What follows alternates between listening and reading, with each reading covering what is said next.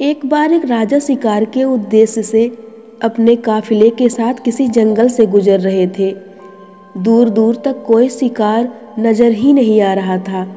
वह धीरे धीरे घनघोर जंगल में प्रवेश करते गए। अभी कुछ ही दूर गए थे कि उन्हें कुछ डाकुओं के छिपने की जगह दिखाई दी। जैसे ही वह उनके पास पहुंचे, पास के पेड़ पर बैठा एक तोता बोला, पकड़ो पकड़ो, एक राजा आ रहा है। इसके पास बहुत सारा धन है। लूटो लूटो, जल्दी आओ जल्दी आओ। तोते की आवाज़ सुनकर सभी डाकू राजा की ओर दौड़े। डाकुओं को अपनी ओर आता देखकर राजा और उनके सैनिक भागते भागते काफी दूर निकल गए।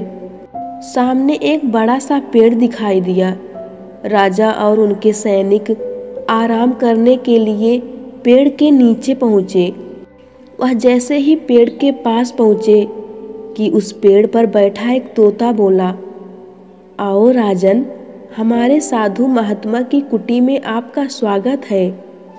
अंदर आइए, पानी पीजिए और विश्राम कीजिए।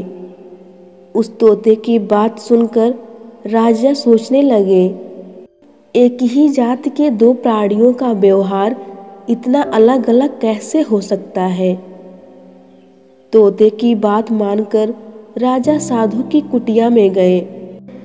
राजा ने साधु महात्मा को प्रणाम किया और उनके पास बैठ गए। वह दोनों तोतों की कहानी सुनाने लगे और पूछे, ऋषिवर, इन दोनों तोतों में इतना फर्क क्यों है?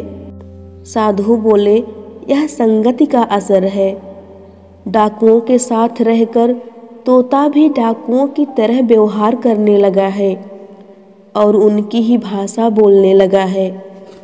अर्थात जो जिस वातावरण में रहता है वैसा ही बन जाता है। अच्छा इंसान भी बुरा बन सकता है अगर वह बुरे इंसान के साथ रहे, और बुरा इंसान भी अच्छा बन सकता है अगर उसकी संगति अच्छे इंसान से हो जाए।